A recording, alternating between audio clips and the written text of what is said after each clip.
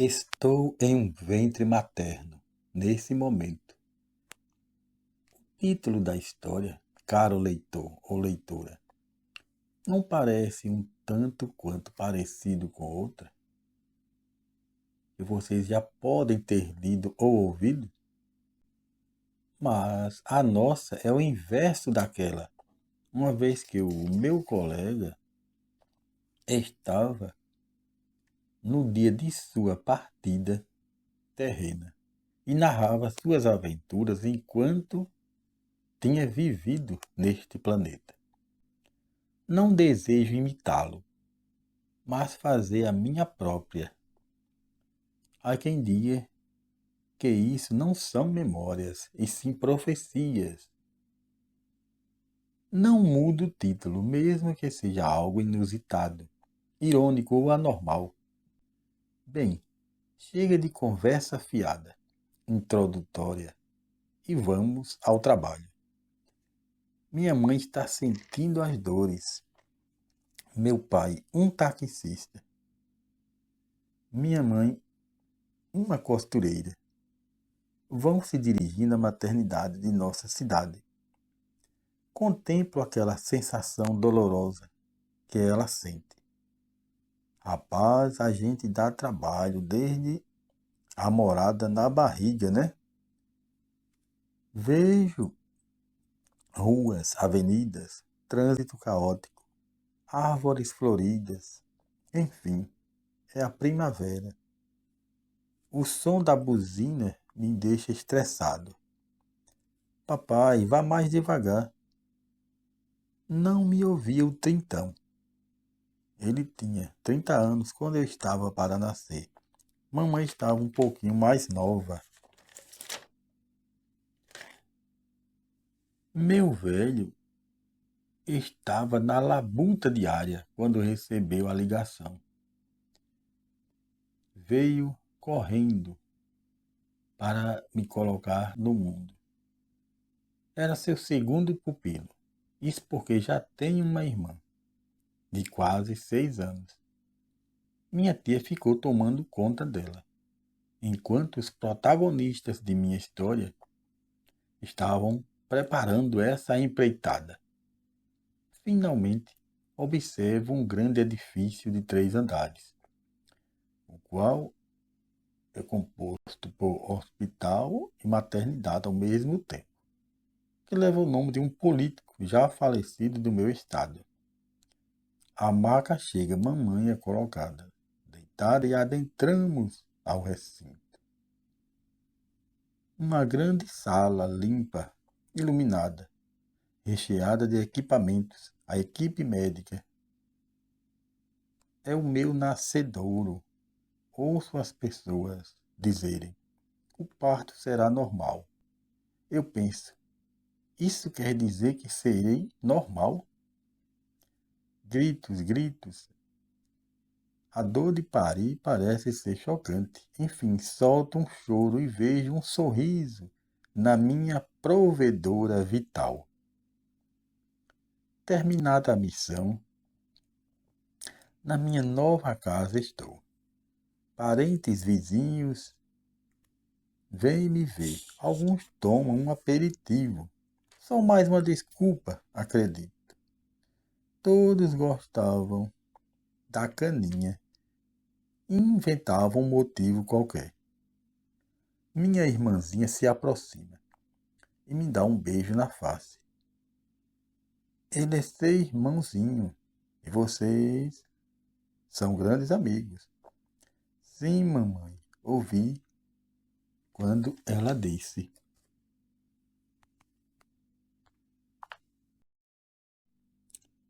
Leitores e leitoras, peço mil desculpas por não contar essa narrativa em capítulos. Acredito piamente que a vida é composta por fases e não por capítulos. Durarei alguns anos de travessuras e choros noturnos, de febre, de encrencas com a maninha. Estou estudando o ensino fundamental já no 7º ano. A escola que frequento é muito ampla O ensino é gratuito porque pertence ao Estado. A merenda é boa e também gosto das aulas de leitura e interpretação textual. A minha professora de língua portuguesa acredita que serei um bom orador, um político, um advogado ou talvez um professor. As aulas de educação física são maravilhosas. Sou um amante da prática esportiva. A maioria dos meus colegas amam o futebol. Eu, diferentemente, amo o voleibol. Como nem tudo são flores, os conflitos ocorrem em toda parte. Certa manhã, quando prestava atenção à aula, uma bolinha de papel acertou minha cabeça. Olhei para trás repentinamente. Era o Flávio, garoto forte, sempre estava a querer ser o centro das atenções. Na escola, todos o respeitavam, ou melhor, o temia. Mais adiante, nos encontraremos. Mudei de lugar, de turno e finalmente de escola. Fiz de tudo para evitar o conflito. Nunca disse a minha mãe ou meu pai. Estou agora no ensino médio. Tenho uma amiga na sala, a qual, anos mais tarde, estaremos reunidos matrimonialmente. Eu a conheci na sala em que estudo, mas foi através dos ensaios para uma peça teatral organizada pelos professores que houve a nossa aproximação. A escola que eu estudo fica um pouco distante da minha residência. Preciso pegar ônibus para ir e voltar, de segunda a sexta-feira. Condução lotada, aperto geral no transporte e na sobrevivência familiar.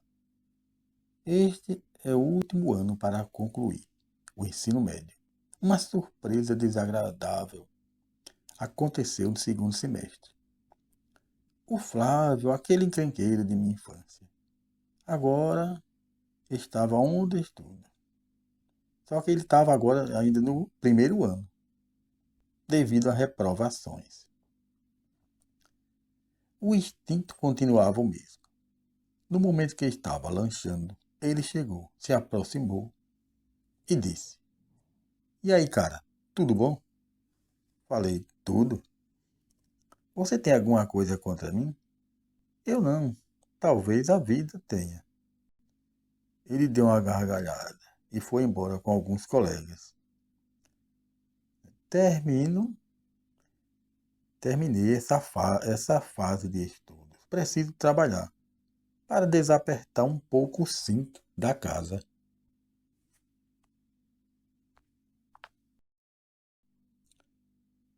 A vida também pode ser uma fogueira que se inicia quando a acendemos. Vai queimando, queimando e queimando.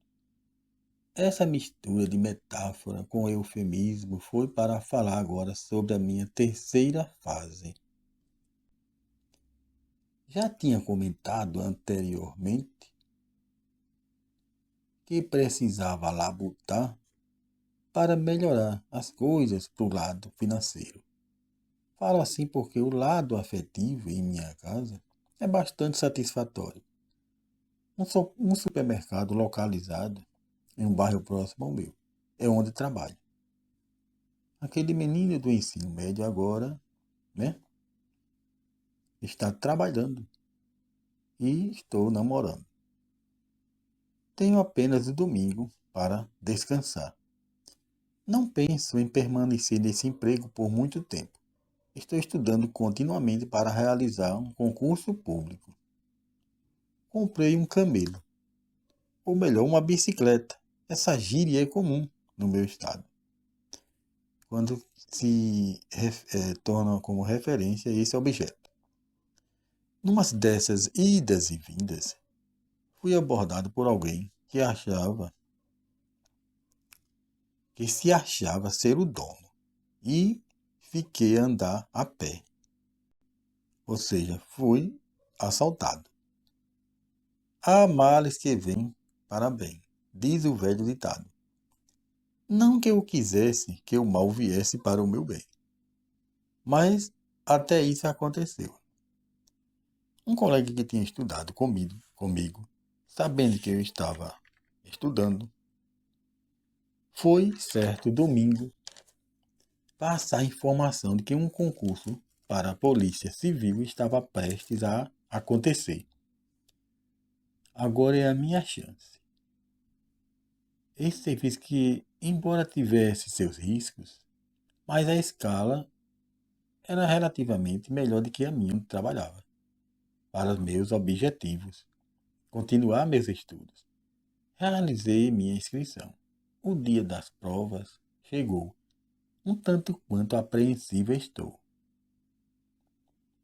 Galera leitora, fiquem atentos sobre essas fases da minha vida. Aquele que contou a sua história póstumamente era bastante rico. Levou uma vida boêmia. Eu sou totalmente o contrário. Ainda estou no útero de mamãe. E ainda virão o dia em que nascerei. Apenas estou contando a minha história antes de vir ao mundo. Será que devo nascer, né, sabendo que eu irei enfrentar essas situações? É como aquela música antiga que diz: quando será o dia da minha sorte? Sei que antes da minha morte, eu sei que este dia chegará. É uma velha canção antiga. Bom, fui aprovado. Maravilha. Sou um funcionário público. A sorte já começou a mudar. Meus colegas de trabalho, algum deles, é claro, já caçoavam dizendo que agora eu era um marajá. Nada disso. Cumpri a minha escala de serviço de 24 horas e folgava 72 horas. O salário, em comparação com o que eu recebia no mercadinho, era uma dádiva. Começava a melhorar. Mas nem tudo eram flores.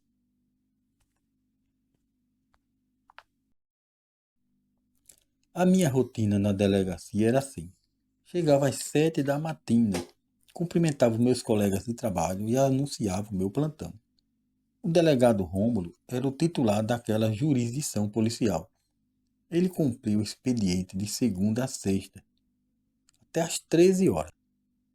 Na ausência dele, o Henrique era quem assumia a coordenação no meu plantão, porque era o mais antigo no cargo. O prédio onde trabalha é amplo. As cores cinza e listas brancas são preponderantes.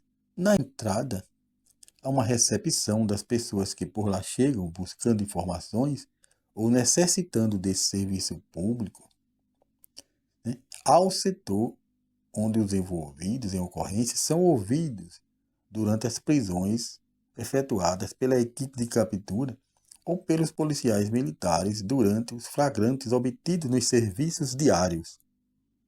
O destino não se sabe. Não se conhece. O mundo é um moinho, como dizia o grande compositor. Mas às vezes existem previsões sobre o que acontecerá e a chamada colheita daquilo que plantamos. Isso aconteceu certo sábado à noite. Eu, o plantonista, juntamente com outros dois colegas de trabalho. Numa noite até então tranquila, por volta das 22 horas, uma guarnição da Polícia Militar chegava à delegacia. Adivinhe quem era o conduzido? Ele mesmo, o Flávio, seguindo a trajetória de vida que ele escolhera. Estava em uma casa de shows, embriagado arranjou briga, com um canivete atingiu outro rapaz, que felizmente ficou vivo. Quando ele se deparou comigo, ficou estarrecido. Não aproveitei aquele momento para me vingar, seja de qualquer maneira. Ele esperava que assim eu fizesse, mas isso não ocorreu. Como um leão, ele rugia na escola, no bairro. No período da adolescência, as consequências estavam chegando. Levado à cela, permaneceu calado. Seria ouvido pelo delegado na manhã seguinte. Foi ouvido. Assim que o expediente começou, o escrivão, nesse dia, faltou. Eu, por ter experiência em digitação, fui escolhido para o colocar no arquivo da plataforma da Secretaria de Segurança os relatos daquele jovem que andava fora dos limites da lei. Nesse instante, ele disse: o destino é assim mesmo. Cada um tem o seu. Não, retruquei. O caminho é aquele que escolhemos. Você pode alterá-lo, ainda é tempo. Ele deu um sorriso falso e calou-se. A notícia para ele não foi boa, sendo transferido para um presídio após a audiência de custódia. O caminho que o meu colega estudantil escolheu e persistiu até o momento produziu maus frutos. Os meus colegas de trabalho, mais antigos, assim que eu contei sobre o Flávio, ser meu colega de infância, eles contaram para mim também histórias parecidas, os riscos que passaram. Teve um que contou uma verdadeira história de terror. Assim ele narrou: certa noite, eu com meus 2 anos de serviço, estava em um plantão. Hoje, os detidos não permanecem durante muito tempo nas delegacias porque são apresentados ao juiz em um prazo pequeno. No meu tempo, não, era assim. O xadrez ficava lotado e a gente convivia com esse perigo. Foi nessa noite que o bicho pegou.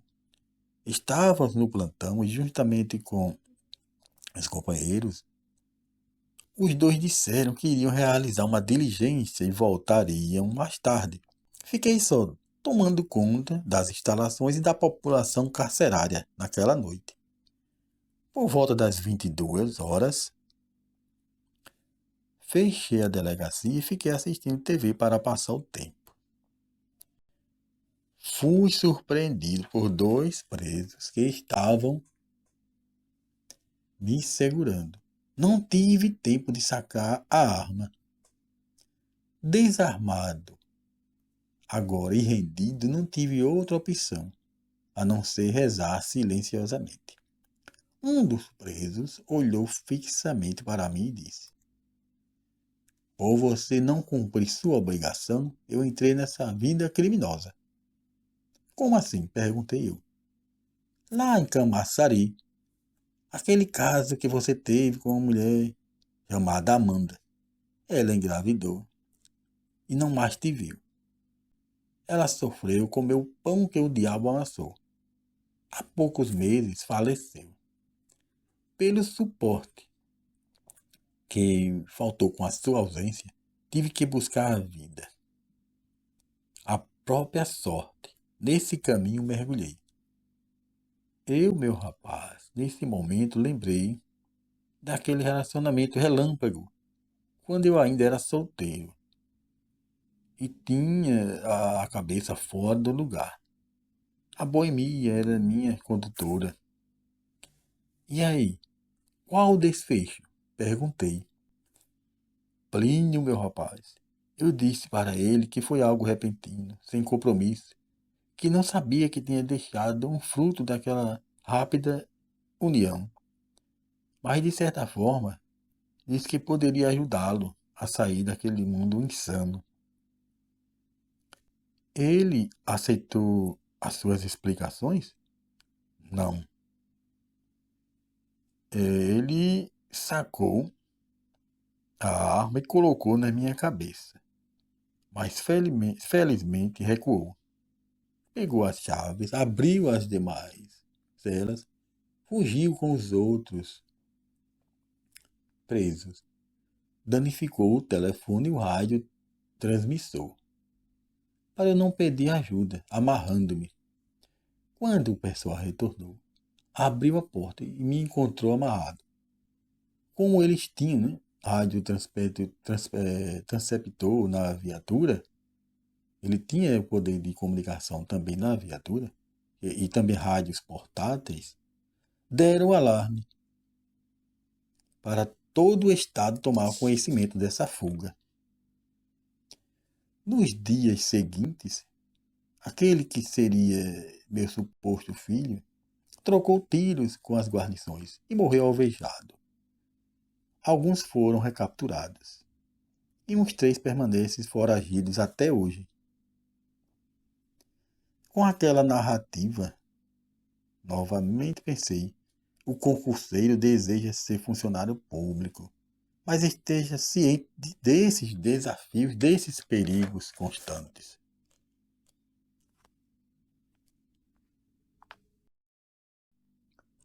Se vocês, leitores e leitoras, observarem, tenho contado a minha história de vida como se já estivesse nascido, tudo ou quase tudo ocorrendo no tempo presente, mesmo estando eu ainda no ventre materno. Conforme já falei para vocês no início, a ficção, caríssimos e caríssimas, torna isso possível. Meu colega, o Cubas, contou a sua história póstumamente, o que ele chamou de memórias. Resolvi imitá-lo no título, mas os críticos vivem me criticando. Que memórias futuras não existem? Querem que eu mude o nome para Profecias de Plínio. Não mudarei. A literatura, a licença poética ou literária me dá esse direito. Tanto é que até os gramáticos permitem esses escritos problemáticos. Comecei essa quinta fase para dar satisfações àqueles e aquelas que acompanham a minha história. Vocês já sabem que estou agora um funcionário público atuante da segurança pública. Constituí uma família. Agora estou com meus 20 e poucos anos sem me desfazer dos meus planos. Olha novamente a música entrando aqui na nossa história. Antes de tal empreitada familiar, comprei um terreno próximo à casa dos meus pais. Com muito sacrifício construí minha casa própria.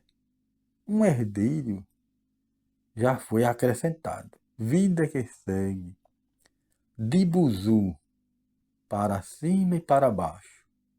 Não tá dando agora. Aprendi a dirigir e tenho uma lata velha, não muito velha, que me conduz assim. E eu utilizo também para as necessidades da casa. Alugue um ponto de táxi, meu filho. Vá ser taxista nas horas vagas, disse meu pai. O coroa é taxista das antigas. Não, pai, hoje eu posso ser motorista por aplicativo, mas não desejo. As horas que eu tenho de folga, estudarei ainda mais, para dar saltos maiores. Assim avancei neste objetivo. Cursei uma faculdade na área de letras. Terminei com muito sacrifício e dedicação. Confesso que a tripla rotina, casa, trabalho e estudo, deixou-me exausto. Mas valeu a pena. Coloquei na cabeça que seria um professor do ensino superior. E isso exigiria um pouco mais. A realização de, no mínimo, um mestrado.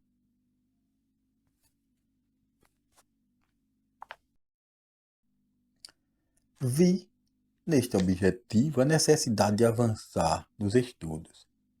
O serviço de 24 horas me garantia uma folga equivalente a 72 horas. Fato que me proporcionaria tempo para cultivar a meta pretendida. Como a entrada no setor público a um mestrado era bastante concorrida e as vagas poucas, o setor privado era mais viável. mas a questão financeira também afetava. Porém, uma colega de trabalho estava fazendo em uma instituição de ensino superior privada. Informou-me que havia uma turma próxima a ser aberta. A boa notícia é que uma bolsa de estudos equivalente a 50% seria ofertada para quem fosse indicado por um amigo, amiga ou parente que lá estudasse. Não dei outra, abracei a oportunidade. Realizei todos os procedimentos necessários, voltando à vida acadêmica. A ocorrência do trabalho, gás e estudo se intensificava de novo. 2 anos se passaram. Concluída estava a minha elevação de grau acadêmico. Muita pesquisa, muita responsabilidade, muito cansaço físico e mental. O mundo é desigual, a sociedade assim o definiu. O Brás, aquele daquela história, nasceu com a estrela na testa, com aquilo voltado para a lua, como novamente tem outro ditado que diz. Porém, pela fé em Deus, tenho vencido os obstáculos. E para manter a mente, né, voltada para o objetivo, né, e também para mantê-la ocupada, para nossa mente não ser uma oficina do inferno. Há anos que exerço a profissão de agente da segurança pública estadual. Afirmo que nunca tive aptidão, tirocínio para exercê-la, mas procuro desempenhar bem, até alcançar outra oportunidade, agradecendo desde já pelo que tenho. Contudo, nasci para ser um professor, e o preparo para chegar lá já possuo. No meio desse caminho, um problema surgiu. O filho que temos foi diagnosticado com um problema sério que abalou a sua saúde. Sentia dores fora do comum. Quando o médico pediu para realizar um exame, foi identificado um coágulo na cabeça. Uma cirurgia precisava ser realizada. Entretanto, os trâmites, os preparos necessários tinham que ser realizados. Conversar sobre isso para uma criança é um tanto quanto complicado. Contudo, paulatinamente, utilizando as palavras, os momentos adequados, foi se tornando possível. Veio a hospitalização. Os planos agora concentram-se no restabelecimento da saúde dele. Passam-se exames e avaliações diversas. Afastei-me do trabalho através de uma licença para acompanhante. Pai e mãe se revezavam no dia a dia. O procedimento cirúrgico foi realizado com sucesso. Agora, seguem os cuidados do pós-operatório, o repouso, a dedicação exclusiva para aquele ser dependente de nós. Agora foi alcançada a recuperação dele. Entre o início e o fim daquele drama familiar, foram alguns meses. Agora a vida voltava à normalidade.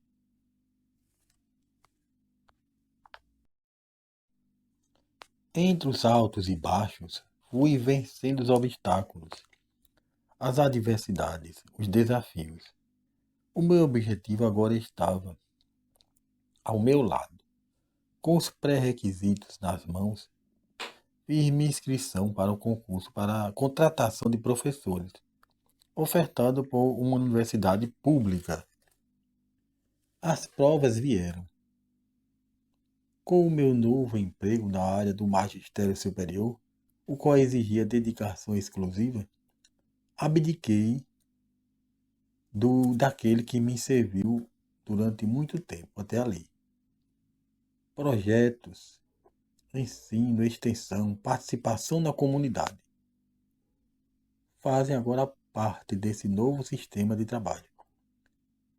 desejava me incorporar em projetos de desenvolvimento da educação nas comunidades, pois foi através dela que até aqui cheguei. Congregar, interagir, conscientizar aquelas pessoas e que seus filhos e filhas deveriam encarar o processo educativo como elemento transformador da sociedade e não deixar desperdiçar a chance obtida, como meu colega Flávio, que está agora na prisão. Já dizia o filósofo Platão que a educação é libertadora, retirando o indivíduo da caverna para enxergar sua luz. Não é uma tarefa fácil, uma vez que o determinismo, ele imposto pelo sistema mundial, produz um efeito entorpecente, causando conformismo.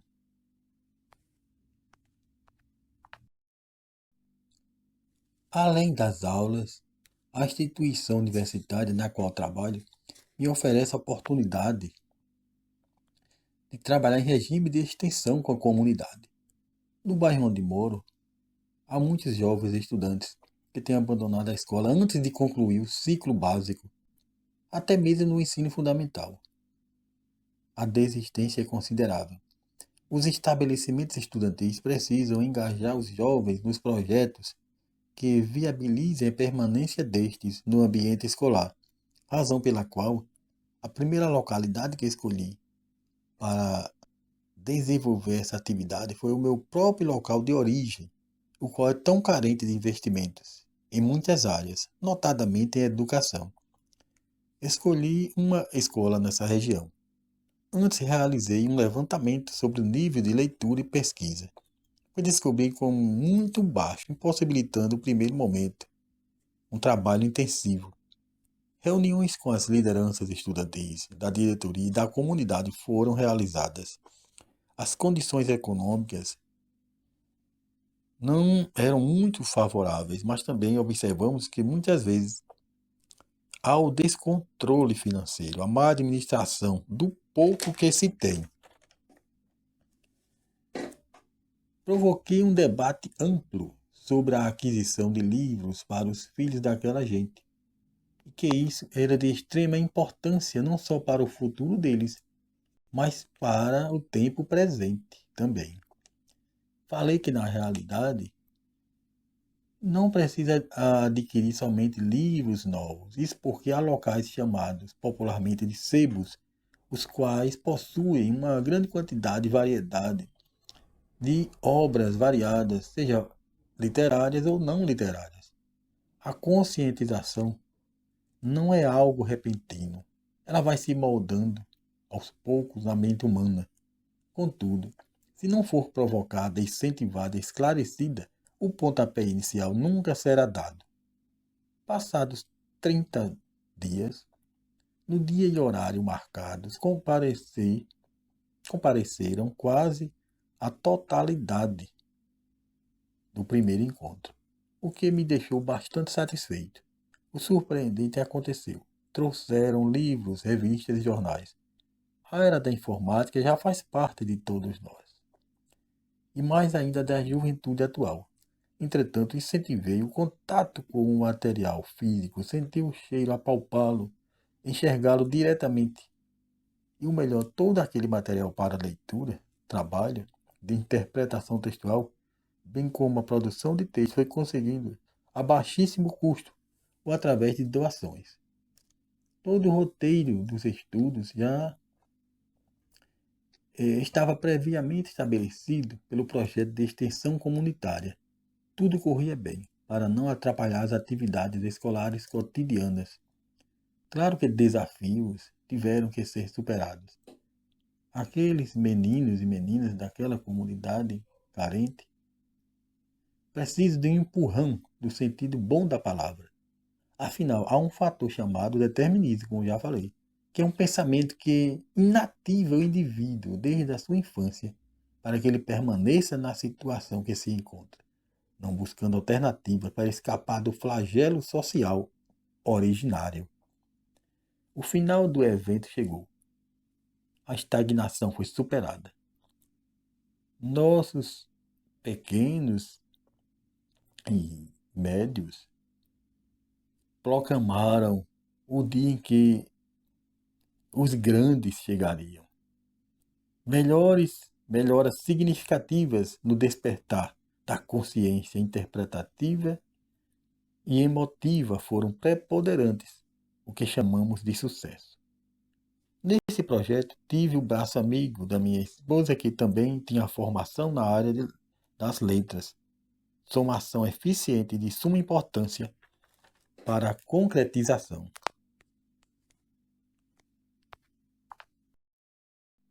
A realização de projetos foi um grande marco para nós, e ainda mais na vida da nossa comunidade. Um grave problema existente era também a questão do desemprego. Muitas famílias passavam necessidades. Pensamos em uma atividade para minimizar essa situação. Por que não criarmos uma cooperativa de reciclagem para gerarmos emprego e renda? Não deu outra. Débora e eu elaboramos os documentos necessários. Conseguimos um espaço disponibilizado pela prefeitura. Os moradores recebiam um recipiente para separar tudo que fosse possível ser vendido: ferro, alumínio, plásticos e outros. Todo o lucro era repassado às famílias carentes, as quais trabalhavam durante todo o processo de recolhimento e venda. A natureza agradece.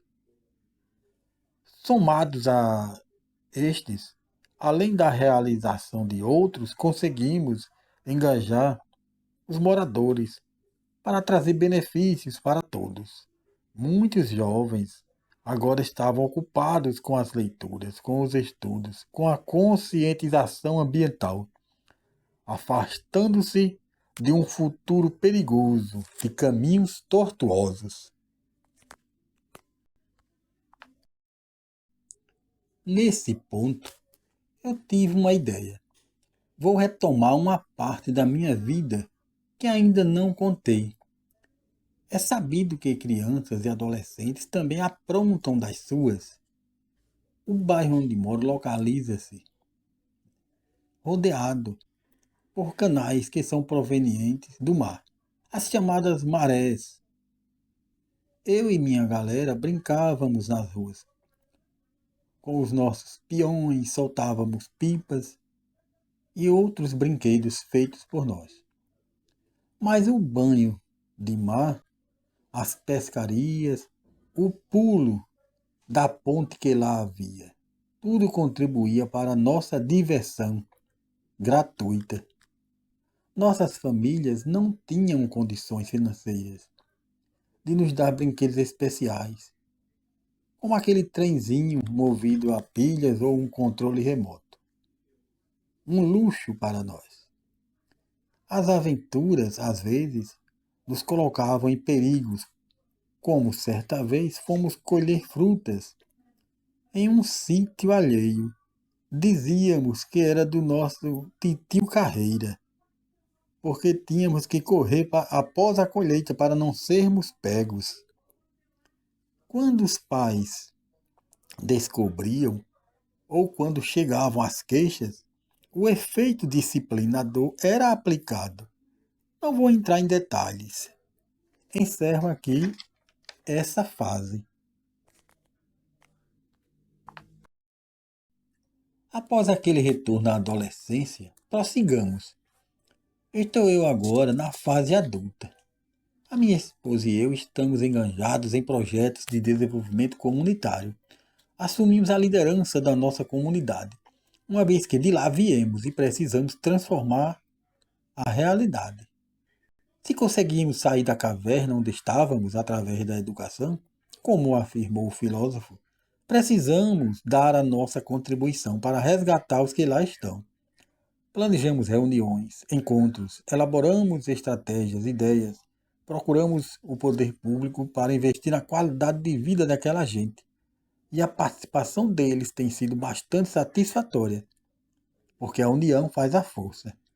Já temos um posto de saúde, escola pública, e no local que nos banhávamos no passado, que agora está em condições impróprias para realizar essa atividade, ganhará um fôlego a mais com a implantação do esgoto sanitário para as residências. Algumas comunidades vizinhas juntaram-se à nossa para agregar conhecimento e ações que tragam benefícios para todos naquele complexo de muita vulnerabilidade social, pois ela é igual em qualquer lugar. Riquezas é que são bastante diferentes. Como diz aquela velha canção rock and roll.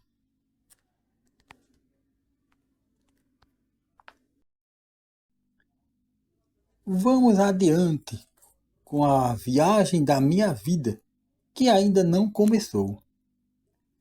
Contando a vocês estou. Tintim por tintim? Não, não poderia, porque não daria para colocar cada detalhe em uma história. Gastaria muito tempo, espaço, o leitor, a leitora. Vocês ficariam entediados com muito enchimento de linguiça. Alguns momentos é que posso adiantar conforme venho fazendo. Agora conto a vocês uma ocasião que irei passar quando chegar a esse mundo. Algo muito bom, prazeroso, porém trará problemas. Correrei um risco danado, mas sairei bem. Acho que sim, dessa situação. Bem, vamos aos fatos. Eu e minha companheira já somos cinquentões. Nosso bebê já nos deu uma neta, ou melhor, duas. Durante nossa jornada de trabalho, pensávamos em viajar para conhecer algum lugar fora do nosso país. Um lugar excêntrico, histórico, onde pudéssemos vivenciar aquilo que só vimos nos livros de história. Coliseu da Roma Antiga. Ainda havia ruínas na Itália para ver. Podia ser também a Grécia de Sócrates e Platão, as pirâmides do Egito. Dentre estas três opções, ficamos com a terceira. Já imaginava defronte da múmia do faraó do Egito Antigo. As economias que juntamos permitiam esse, digamos, luxo que agora dispomos e que já havia sendo planejado há anos. O dia de partir chegou. Despedidas, lágrimas de alegria e saudades, porque nunca tínhamos nos afastado da família indo para tão longe. Contudo, todos afirmavam que merecíamos. Cairo, capital egípcia, respirávamos aquele ar histórico. Parecia um sonho, um conto de fadas. Mas era realidade, nua e crua. Ficamos hospedados em um hotel, não muito luxuoso. Não tínhamos recursos para isso. Mas não nos importávamos com isso. Tudo era bom. Era bom estar ali. Degustamos a culinária, muito diferente da nossa. Descansamos, dormimos bem. Pela manhã, fomos conhecer o Rio Nilo. Ah, que inveja deve estar agora meu professor de história nesse momento. Posso dizer para ele que vi presencialmente, banhei-me nas águas lá sagradas do Nilo, dos tempos antigos, né? Tão importante para a agricultura, para a religiosidade e para a sobrevivência daquele povo como um todo. Um grande mercado no centro da capital egípcia era a grande atração dos turistas. Mas nos arredores, o principal atrativo dos visitantes, vindos de diversas partes do mundo, eram sem dúvida as grandes pirâmides, as quais fazem as pessoas respirarem o ar histórico daquela região tão antiga. Tudo acertado. Visitamos o Nilo. No outro dia fomos ao centro fazer compras no mercado. Retornamos para casa. Amanhã iremos até as grandes pirâmides desfrutar daquela maravilha da engenharia do mundo antigo. Dormimos já sonhando com o passeio. O dia amanheceu, tomamos o nosso café e seguimos em direção ao veículo que iria nos conduzir a esse destino. Além de nós, havia outros turistas de outras nações, os quais também estavam hospedados no mesmo hotel. Finalmente chegamos. Uma moça e um rapaz eram os nossos guias, os quais, já no trajeto, nos davam informações importantes. A língua utilizada para a comunicação era a inglesa, a qual é considerada a língua universal, o padrão comunicativo internacional. Conversa vai, conversa vem, contato com moradores das proximidades, objetos históricos nos eram mostrados. Parecia um sonho, mas era pura realidade. Realidade esta que viria a ser um transtorno marcante para nossas vidas. De repente, quando tudo parecia bem, fomos surpreendidos por um grupo de extremistas, de um grupo que mais tarde soubemos que eles eram, eles tinham rivalidades políticas e religiosas com os israelenses. Como estávamos próximo à fronteira com a faixa de Gaza, para lá eles nos levaram. Queriam, através do nosso sequestro, ter poder de barganha para ter de volta prisioneiros políticos das suas disputas. Após uma análise de cada pessoa, souberam que nós éramos brasileiros e até pediram para que eu os ensinasse a jogar futebol. Porém, eu lhes disse que nem todo brasileiro sabe tudo sobre futebol. A mídia mundial que coloca isso na cabeça das pessoas. Eles até riram disso. A imprensa internacional fez um grande estardalhaço com a nossa precária e aterrorizante situação. As negociações foram iniciadas, aprofundadas e concluídas. Alguns prisioneiros foram trocados por nós e finalmente conseguimos ser libertados. Foram 3 dias no cativeiro, sendo bem tratados, porque éramos moeda de troca valiosa. Passado esse susto, retornamos ao hotel e decidimos vir para nossa casa o mais rápido possível.